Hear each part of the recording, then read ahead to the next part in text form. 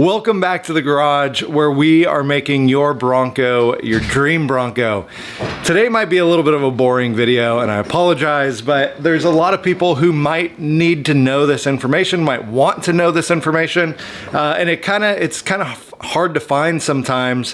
What we're talking about is torque specs. So I'm about to drop the body back on to my chassis. So I want to go through and make sure that all my bolts are torqued to the proper torque specs. Now I will say there are a lot of differences that you can find on the internet for different torque specs. So, you know, if you find something a little bit different, you want to go with that, I think that's totally fine. Especially, you know, with this suspension stuff, you're looking at a range anyway, and you're looking at it going, you want to be around this number. It's not an exact thing. We're not dealing with the engine right now.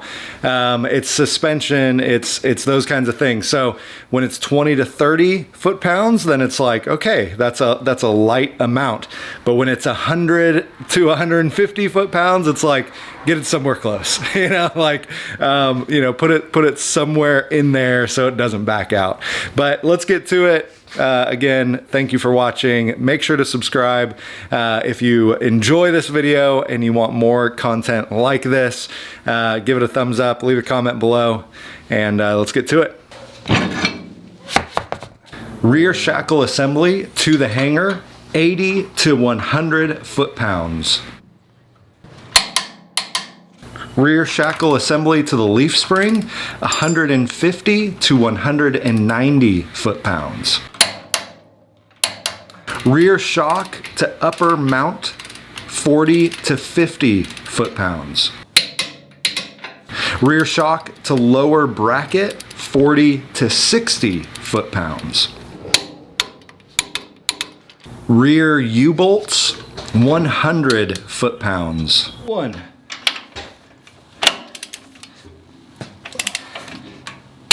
2, and then the leaf springs to the front hanger, 150 to 190 foot-pounds. There we go. I will add that with these U-bolts, you don't want to over tighten them because you might actually damage your axle. So if you get to 100, go ahead and stop. Don't just torque these or hit these with an impact wrench and damage your axle.